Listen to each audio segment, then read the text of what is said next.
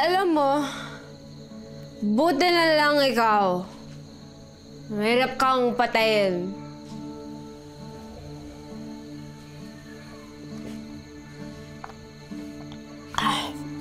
Simula kayo.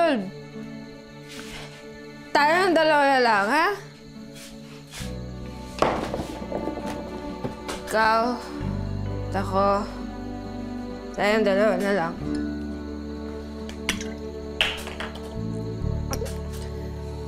Cheers! To forever. Buti na lang, na-accept mo yung friend request ko. Di ba kasi ina-unfollow ako eh. Bakit? Kasi sobrang weird na mga posts mo? Weird ba? Kung hindi ba to, bagyo. Ano yun? Obsessed ka ba sa climate change? Oo, worried ako eh. So isa ka sa mga ganyan. Takutin ba naman ng mga tao? Oo, lahat ng signs andyan na. Ano naman ang mga signs? Eh di ba sobrang init ngayong mga summer? Oo, grabe. Sobrang intense. Mas mainit pa sa utot ng demonyo. Alam mo, mas lalala pa yan. E di impyerno na yun. Baka. Pag lalong umiinit ang planeta, nagiging extreme ang weather. Some areas may intense flooding, iba naman may intense drought. Kapag tumataas yung temperature, natutunaw yung mga glaciers and oceans rise. Tapos maraming lulubog na bansa. Yung mga ibang tao naman, walang pakialam. Eh, ganun eh. Nosebleed naman kasi. Ano? Nosebleed! Nosebleed? Bakit nosebleed? Nosebleed, hindi nila magets. Ah, I see. Epistaxis triggered by brain trauma. Ang weird mo talaga. Pero hindi ba obvious? Kaya ang may Paris Agreement, di ba? All the countries want to prevent climate change. So they've agreed to keep warming below 2 degrees Celsius. So 4 years na lang tayo para ayusin to. Kapag lumagpas tayo ng 2 degrees, point of no return na. We'll have extreme weather events, drought in areas where we had no drought before, too much rain in areas na dati wala naman. Parang the case of Umpong o Yolanda. Yung ulan na isang buwan, in terms of volume, nahulog na isang araw. At kung hindi maging zero in carbon emissions by 2050, magiging uninhabitable na ang mundo. So ano yun? End of the world na ba? Malapit na. Kaya now is the time to move. May pag-asa pa naman eh. Maliit lang ang carbon emissions ng Pilipinas. Pero wag na tayong mag-massacre ng puno. Tama yung ginawa ng mga taga-Baguio. Nag-protest sila. If we see that infrastructure will encroach in thickly forested areas, umangal na tayo. Ubus na nga yung forest, no? Scientific evidence for global warming is unequivocal. We can only hope to slow the rate of change for the next several thousand years. Rainforestation also offers a great deal of promise for confronting climate change. Rainforestation, not reforestation. If you plant a seedling today, it may take several decades to get the same carbon sequestration benefits we get from mature trees. Kaya ngayon pa lang, simulan na natin. Amoy kape dito. Coffee farm ba to? Alam mo, suitable kasi yung laterite soil sa pagtanim ng kape. Etong mga coffee trees na to, they survive from the intense climatic conditions as well as terrestrial activities occurring within the plantation. Kanina ka pa. Ikaw lang nakakaintindi sa sarili mo. Hindi, excited lang ako kasi nabubuhay yung mga kape sa arid environment. Malaking tulong to sa experiments namin sa rehabilitation. Ano bang pwedeng tumubo dito? Maliban sa kape? Cacao, rubber, bamboo. Eh, yung mga plants na parang ferns, yung parang pinya, ganun. Oo, Pwede ba? pwedeng ferns. Yung balak namin sa rainforestation program namin. Rainforestation, hindi reforestation. Rainforestation. Alam mo, karamihan sa mga itatanim namin dito, local trees. Pero may mga exotic din like mangium, agoho, Olicoliformis, para magka-canopy. Uy, boring ba? Kailangan ko lang mag-charge. Asan ba yung kape? Ay, ayun na. Hello po! Hello po. Hi, magandang araw po. Magandang araw din po. Araw po. Hello po. Ay, ate, pwede pong makahingi lang ng konting kape. Opo, ito po. Thank you. Ang dami ng hinog, no? Nagpipitas na po kami. Magpapatuyo na kayo. Opo, doon po sa dryer ng seminar namin. All weather yun, ha? Okay yun, maganda. Sabi po sa seminar, mga 4 na linggo bago matuyo. Ate, depende yun sa panahon eh. Pero yun ang maganda. Parang nasa 11 to 12% yung moisture content.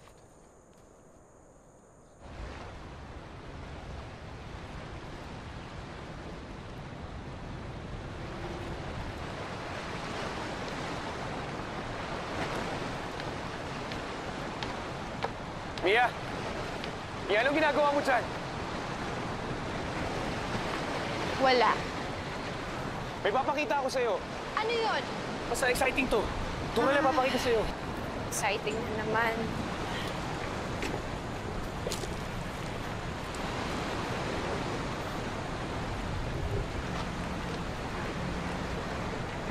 Bato. Hindi basta-bastang bato. Bituin. Diyos! Kadiri! Jay, kanina ka pa! Hindi ganun. Bituin is tektite. May asteroid na tumama sa Earth. Bzoom! Tapos nagliparan yung mga bato. Pagbalik, sing, sing, sing, sing, sing. Voila! Tektite! Bulalakaw. Ding, ang bato. Ganon. You can say that. Alam mo, ibang tao, akala nila if they swallow tektite, gagaling yung mga sakit nila. So, dumadar na nga. Eh di mahal yan. Ibenta mo ba? Sabi ng mga matatanda, tektites attract gold. Kung saan inanod ng ginto, malamang may tektite sa diluvial deposits na yon. Kung saan nakakapulot ng tektite sa Pilipinas. So yung mga ganitong size, mga 100 pesos lang siguro. So yung ganitong tektite, malamang 700,000 years old na. Kasama siya sa mga tektite na kumalat sa buong Australian strewn field. So nagsabog ang tektite sa Australia, sa Pilipinas, Teka lang. Malaysia. Ba't hindi ka umiinom? Kanina pa yan, no? Di mo ginagalaw. Hindi talaga siya ako umiinom eh. Sige na, isa lang. Pagbigyan mo naman ako, pinagbigyan kaya kita. Sige. Isa lang ha. Tapos pagkatapos ito, may tatanong ako sa'yo ha. Oo na, sige na, basta uminom ka na. Sabayan kita. Sige. Cheers! Cheers.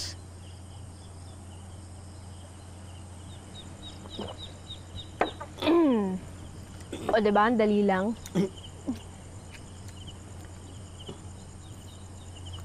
Pia, sigurado kang okay ba? Bakit ang init? Ano?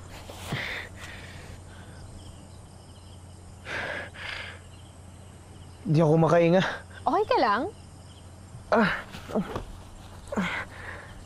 Bakit ang kati? Teka lang. Mia, I think I'm having an anaphylactic reaction to the alcohol. Ano? Jay, okay ka lang? Mababa ang tolerance mo sa alcohol. Bakit ka pumayag? Halika na nga. Tayo!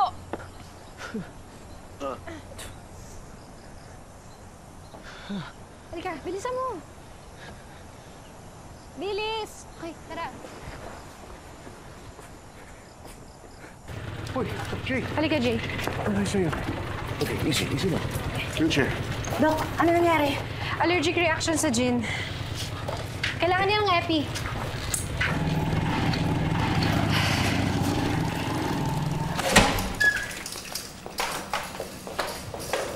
Hindi ko naman alam na may alcohol intolerance siya. Pinainom mo? Oo na, kasalanan ko. Huwag kang mag-alala. Ito na yung huling beses. Hindi na kami magkikita forever.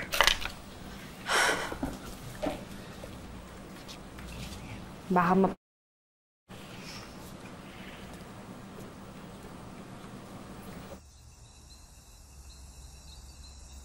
Baro.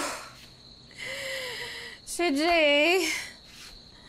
Munti ko nang mapatay. Sabihin mo nga sa akin, anong problema? Ha? May sumpa ba ako? Lahat ba na lalaking i-date ko mamamatay? Lahat?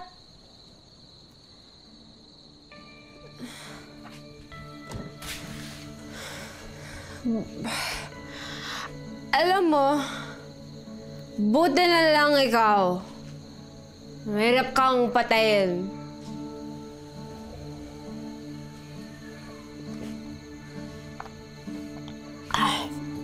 Simula kayo. Tayong dalawa na lang, ha? Ikaw, at ako, tayong dalawa na lang.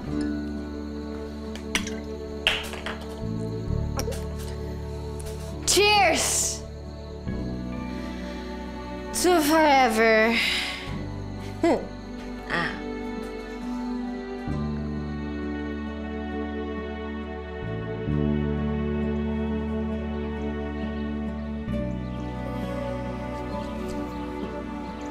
Ano to?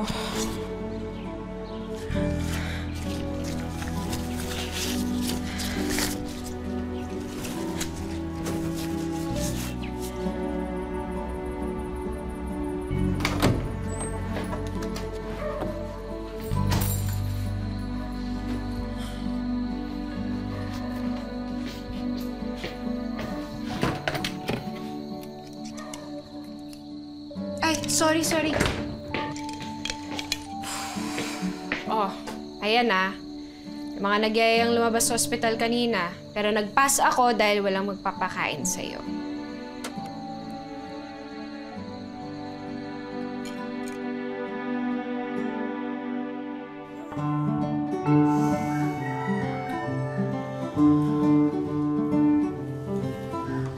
Ano naman to?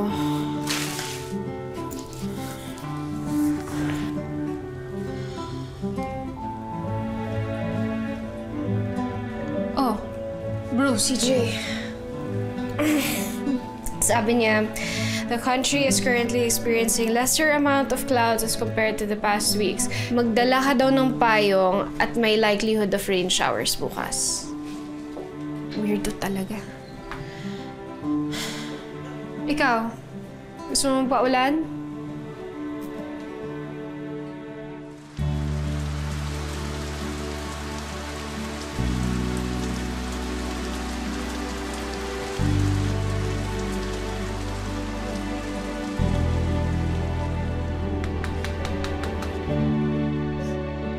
Mia?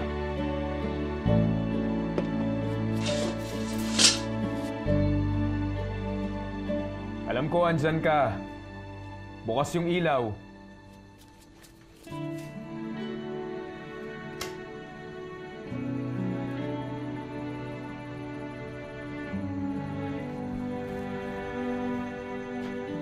Mia? Gusto ko lang naman malaman kung okay ka. Pag nalaman kung okay ka, alis na ako.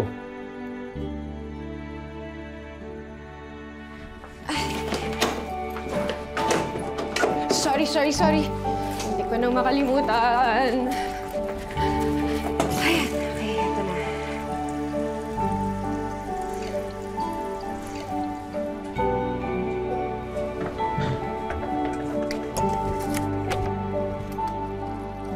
Oh, mineral yan, ah.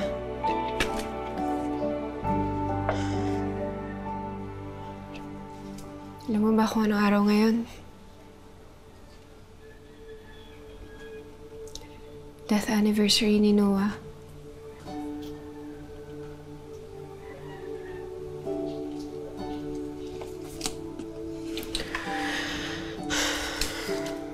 Ito ang yellow mo. Hala! Oh, nalalagas ka! Okay ka lang? Ano gagawin ko, bro? Bro, bawal mamatay, ha?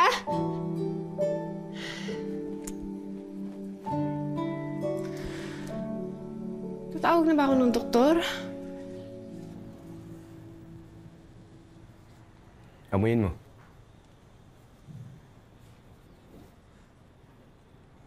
Ba't ang lansa? Heart rat yan. Ibubulok yung crown. Na-fungus yung halaman dahil babad yung soil. Sobra ng dilig. Di mo kasing lakas uminom tong bromilya. Kaya pala brew. Okay, now I get it. Ngayon mo lang na-gets? Hindi ka kayang sabayan ni brew. So, paano na? Anong gamot ng heart rot? Less is more.